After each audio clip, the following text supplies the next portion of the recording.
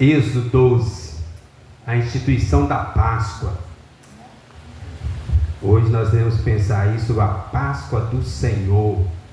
Na próxima semana nós vamos ter uma noite especial no horário de culto. Nós iremos comemorar a Páscoa domingo que vem, dia 29, antecipadamente, porque no outro domingo o seminarista Mário vai para a igreja dele lá em Mantena. Nós vamos ter uma cantata de Páscoa. Então é um bom dia, uma boa noite para você convidar alguém, para um culto especial aí. Êxodo 12, eu vou ler, que o texto é grande, aí eu vou acelerar e depois nós leremos alguns versículos juntos durante a meditação, tá bom? Êxodo 12. Disse o Senhor a Moisés e a Arão na terra do Egito: este mês vos será o principal dos meses, será o primeiro mês do ano. Falai a toda a congregação de Israel, dizendo: aos 10 deste mês, cada um tomará para si um cordeiro, segundo a casa dos pais, um cordeiro para cada família. Mas se a família for pequena para um cordeiro, então convidará ele o seu vizinho mais próximo, conforme o número das almas, conforme o que cada um puder comer. Por aí calculareis quantos bastem para o cordeiro. O cordeiro será sem defeito, macho de 1 ano. Podereis tomar um cordeiro ou um cabrito, e o guardareis até o 14º dia deste mês. E todo o ajuntamento da congregação de Israel o imolará no crepúsculo da tarde. Tomarão do sangue e o porão em ambas as ombreiras e na verga da porta, nas casas em que o comerem. Naquela noite comerão a carne assada no fogo, com pães asmos e ervas amargas a comerão. Não comereis do animal nada cru, nem cozido em água, porém assada ao fogo, a cabeça, as pernas e a frissura. Nada deixareis dele até pela manhã. O que, porém, ficar até pela manhã, queimá-lo-eis. Desta maneira o que comereis: lombos cingidos, sandálias nos pés, cajado na mão, comê-lo-eis à pressa. É a Páscoa do Senhor. Vamos repetir essa frase? É a Páscoa do Senhor. Porque naquela noite passarei pela terra do Egito e ferirei na terra do Egito todos os primogênitos, desde os homens até os animais. Executarei juízos sobre todos os deuses do Egito. Eu sou o Senhor. O sangue vos será por sinal nas casas em que estiverdes. Quando eu vir o sangue, passarei por vós, e não haverá entre vós praga destruidora, quando eu ferir a terra do Egito. Este dia vos será por memorial, e o celebrareis como solenidade ao Senhor. Nas vossas gerações o celebrareis por estatuto perpétuo. 7 dias comereis pães asmos. Logo ao primeiro dia tirareis o fermento das vossas casas.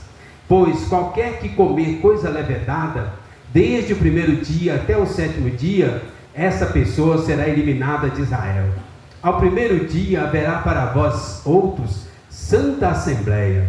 Também ao 7º dia tereis santa assembleia. Nenhuma obra se fará nele, exceto o que diz respeito ao comer. Somente isso podereis fazer. Guardai, pois, a festa dos pães asmos, porque nesse mesmo dia tirei vossas hostes da terra do Egito. Portanto, guardareis este dia nas vossas gerações, por estatuto perpétuo. Desde o dia 14 do primeiro mês, à tarde, comereis pães asmos, até a tarde do dia 21 do mesmo mês, por 7 dias. Não se ache nenhum fermento nas vossas casas, porque qualquer que comer pão levedado será eliminado da congregação de Israel, tanto peregrino como natural da terra. Nenhuma coisa levedada comereis. Em todas as vossas habitações comereis pães asmos. Chamou, pois, Moisés todos os anciãos de Israel e lhes disse: escolhei e tomai cordeiros, segundo as vossas famílias, e imolai a Páscoa. Tomai um molho de risopo, molhai-o no sangue que estiver na bacia, e marcai a verga da porta e suas ombreiras com o sangue que estiver na bacia. Nenhum de vós saia da porta da sua casa até pela manhã, porque o Senhor passará para ferir os egípcios. Quando vir, porém, o sangue na verga da porta e em ambas as ombreiras, passará o Senhor aquela porta, e não permitirá o destruidor que entre em vossas casas para vos ferir. Guardai, pois, isto por estatuto para vós outros e para vossos filhos para sempre. E uma vez dentro da terra que o Senhor vos dará, como tem dito, observai este rito. Quando vossos filhos vos perguntarem: que rito é este? Respondereis: é o sacrifício da Páscoa ao Senhor, que passou por cima das casas dos filhos de Israel no Egito, quando feriu os egípcios e livrou as nossas casas. Então o povo se inclinou e adorou, e foram os filhos de Israel e fizeram isso como o Senhor ordenara a Moisés e a Arão. Assim fizeram. Amém. Vamos orar? Pedir a dona Nazita, melhor sogra do mundo, que faz uma oração por mim. Nosso Deus, nosso Pai, nós agradecemos ao Senhor. Amém, Deus. Por mais esse dia que o Senhor nos concedeu, pelo cuidado do Senhor com as nossas vidas, Pai, nós te agradecemos. Te agradecemos também por este momento tão precioso. Amém, Deus. Quando os teus filhos se acham reunidos, Amém, prestando a Ti mais um culto de louvor, de adoração ao Teu santo nome. Amém, Deus. Que esse momento, ó Deus, possa ser um momento agradável na Tua presença. Amém. Usa, Senhor, o pastor Ronaldo, Teu servo, que vai transmitir a palavra neste momento. Amém. Pai. Que essa palavra fala aos nossos corações, Senhor. Muito obrigado, Senhor, por tudo, em nome de Jesus. Amém. Amém.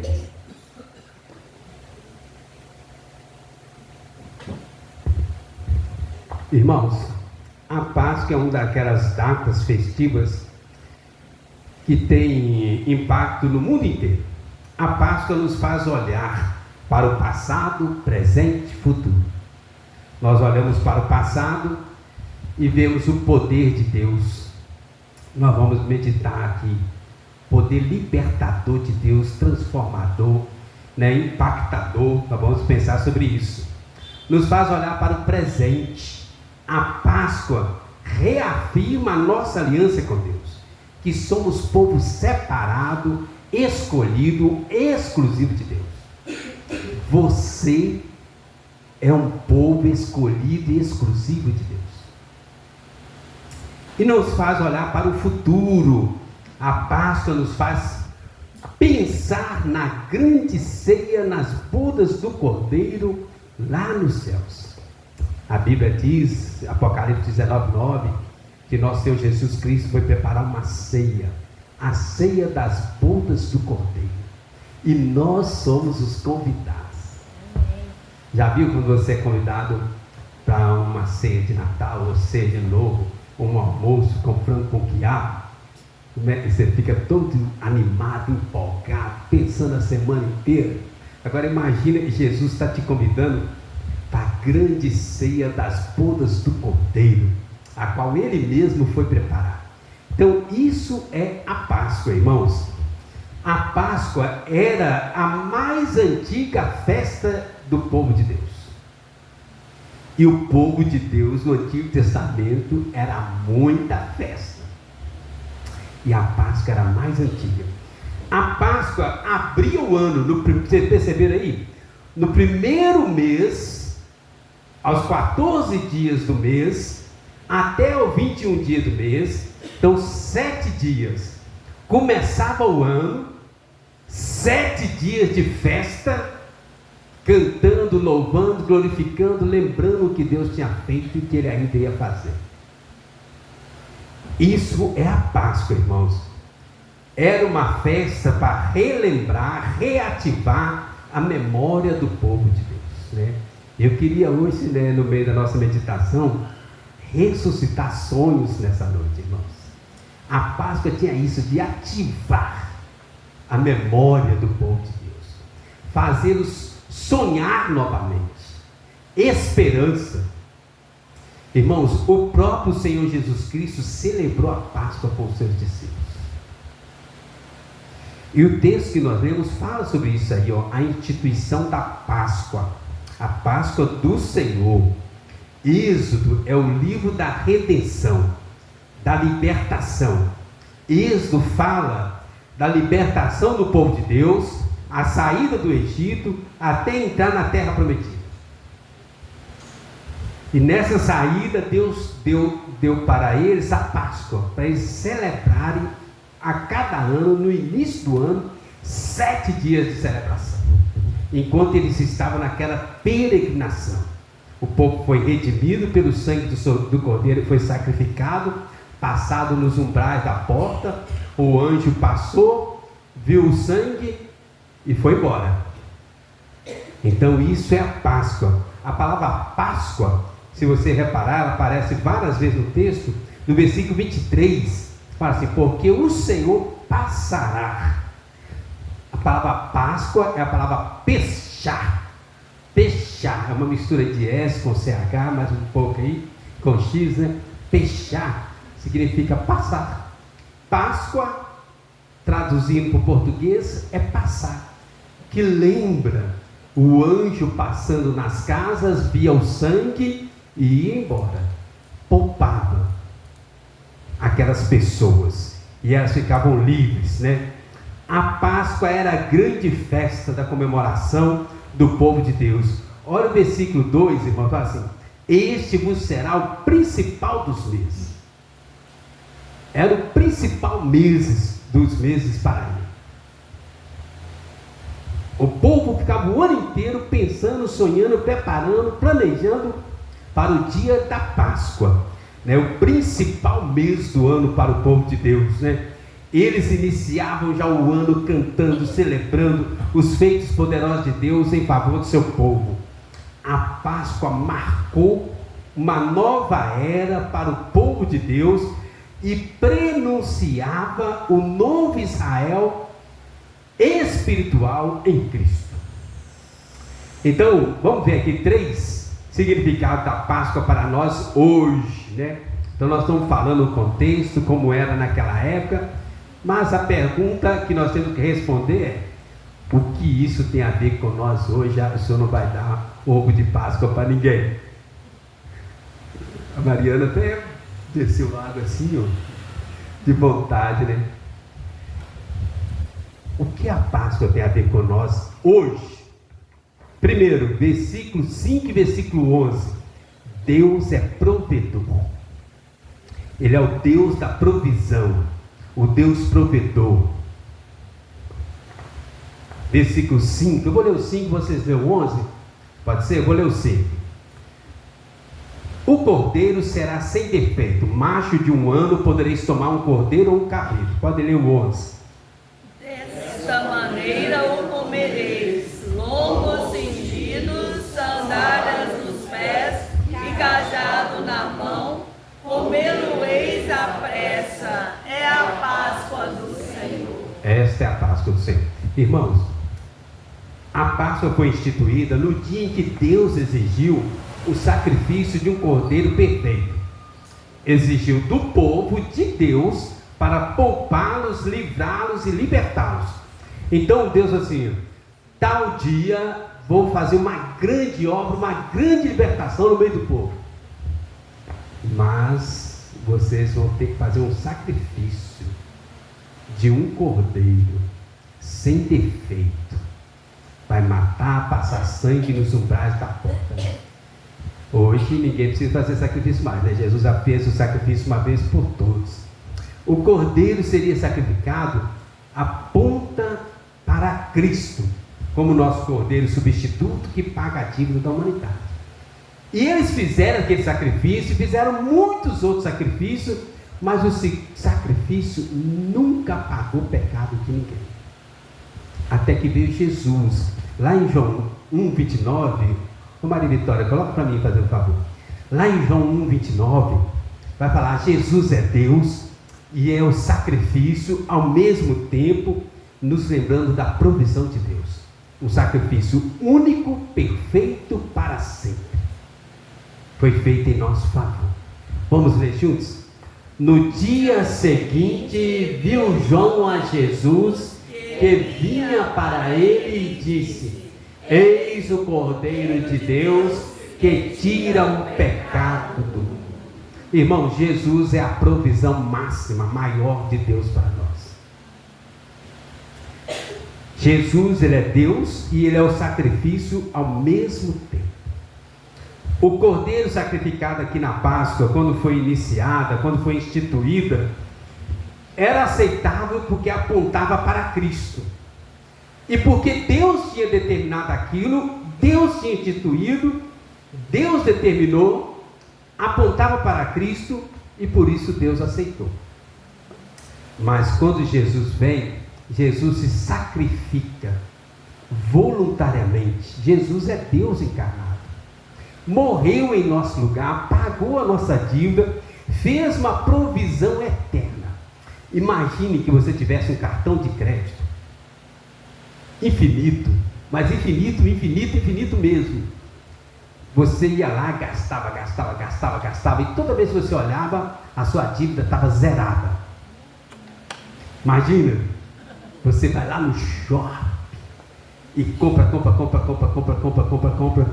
Aí na hora que você ia olhar a fatura do seu cartão de crédito, vinha assim, pago, tudo pago, dívida total, zero. Irmãos, foi isso que Jesus fez por nós, espiritualmente falando. Ninguém vai comprar nada e jogar na conta de Jesus não, hein? Espiritualmente falando, Jesus fez uma provisão eterna, suficiente para o mundo inteiro. Os nossos pecados, passado, presente, futuro, estão todos pagos, quitados em Jesus. Já não precisa mais sacrifício. Já não tem mais nenhuma condenação para aqueles que estão em Cristo Jesus. Jesus se sacrificou voluntariamente, morreu por nós, para que nós não viéssemos a morrer eternamente. Ele morreu por mim, morreu por você, para que a gente tivesse vida eterna, vida em abundância. Entende? Então, duas aplicações importantes para nós aqui, irmãos. Deus nunca irá nos pedir algo que não nos tenha dado anteriormente. Entende? Se Deus te pedir qualquer coisa, vamos dizer, qualquer sacrifício, se Deus te pedir alguma coisa, pode acreditar que Ele já fez a provisão.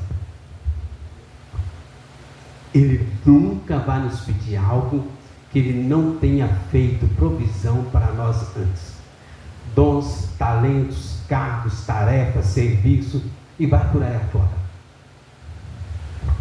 Já viu aquela história, quando a criança vem com fubá, a mãe já está com o angu pronto? Né? É o que Deus faz conosco, né? Quando a gente ainda está pensando o que fazer, Deus já está com tudo pronto, planejado, certinho.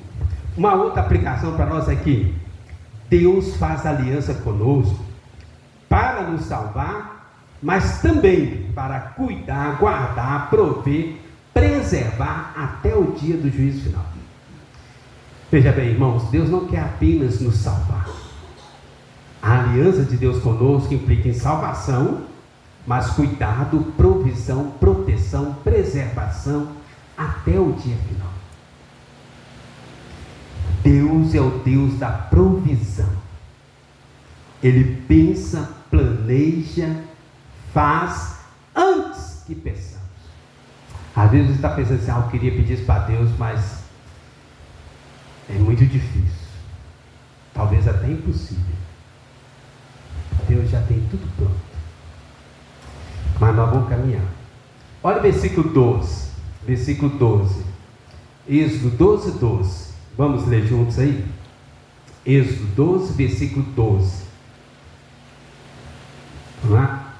Porque naquela noite passarei pela terra do Egito e ferirei na terra do Egito todos os primogênitos, desde os homens até os animais. Executarei juízo sobre todos os deuses do Egito. Eu sou o Senhor. Primeiro, o Deus da provisão. Ele manda o povo matar o cordeiro, passar, mas ele envia o anjo libertador. Segundo, Deus é onipotente. Deus é onipotente. O Egito era a maior nação da terra. E era cheio de deuses, falsos deuses. O próprio faraó se considerava um deus. Ninguém na terra ousava desobedecer faraó. Lembra quando José assumiu o governo do Egito? Aí faraó fala assim: ninguém vai nem levantar o pé em todo o Egito sem a sua autorização. Lembra? Apenas no trono eu serei maior do que você. Faraó fala com José. O pessoal não tinha autorização nem para levantar o pé em todo o Egito sem autorização de José, porque Faraó achava que era Deus. Agora, quando o nosso Deus entra na história e vem com a Páscoa do Senhor, o versículo 12 fala, finalzinho: executarei juízo sobre todos os deuses do Egito. Eu sou o Senhor. Eu sou o Senhor. Essa palavra Senhor aí, quando ela é traduzida para o grego, na Septuaginta, eles colocam uma palavra lá que é forte. Eu sou o dono, o dominador. Eu sou o déspota. Eu que mando nisso aqui. Ficou uma tradução muito forte. Mas a ideia que eu queria passar: Deus é o dono de tudo. Deus é o dono do Egito, de Faraó, da minha vida, da sua vida, de todas as coisas. Deus não apenas salvou o povo dele do Egito, mas Deus também executou juízo, destruiu a fama dos deuses pagãos, e a glória de Deus ficou clara, evidente entre todas as nações. E também ficou claro para todo mundo que o nosso Deus é um Deus que a gente pode confiar, que cuida de nós. Lembra do Salmo 121? O Salmo 121 é muito bonito. Olha o que ele diz: então o nosso Deus é o Deus onipotente, providente, que cuida de nós. Salmo 121. Olha aqui, ele fala: eleva os olhos para os montes, de onde me virá o socorro? O meu socorro vem do Senhor, que fez o céu e a terra. Ele não permitirá os teus pés vacilem, não dormitará aquele que te guarda. Irmãos, presta atenção: o nosso Deus não dorme, não dormita, não cochila, não descansa nem se cansa. O Senhor é quem te guarda. O Senhor é a tua sombra. De dia não te molestará o sol, nem de noite a lua. O Senhor te guardará de todo mal, guardará a tua alma. O Senhor guardará a tua saída, a tua entrada, desde agora e para sempre. Nós precisamos aprender a orar a palavra. O Salmo 90 fala que caiam 1000 à tua direita, 10.000 à sua esquerda, mas você não será atingido. Orar a palavra, Deus, a tua palavra diz. E baseado nessa palavra eu queria pedir isso. A glória de Deus inundou todas as nações da época, e o povo aprendeu a confiar no cuidado, na proteção, na providência divina. Irmãos, quando o povo saiu do Egito, o exército faraó veio para matá-lo, Deus abriu o mar. Quando eles tiveram sede, Deus tirou a água da rocha. Eles estavam com fome, quer pão? Deus mandou maná no céu. Quer carne? Deus mandou carne do céu. Está com calor? Deus colocou uma coluna de nuvem de dia. Está com frio? Deus colocou uma coluna de fogo de noite. Irmãos, esse é o nosso Deus, irmãos. Qual é a sua necessidade hoje? O nosso Deus é onipotente, Ele é providente, Ele se importa, se interessa. Irmãos, Deus é o Criador dos céus e da terra. Deus tem poder para libertar, socorrer qualquer um de nós e todos nós e o mundo inteiro em quaisquer necessidades. Vocês entenderam? Deus tem poder para atender, socorrer, suprir cada um de nós aqui, todos nós ao mesmo tempo, e o mundo inteiro. E isso nem faz cócegas no bolso de Deus. O nosso Deus, Ele é onipotente, providente, nos socorre, se importa. Versículo 14. Versículo 14. Vamos ler juntos também? Versículo 14. Este dia vos será por memorial, e o celebrareis como solenidade ao Senhor nas vossas gerações, o celebrareis por estatuto perpétuo.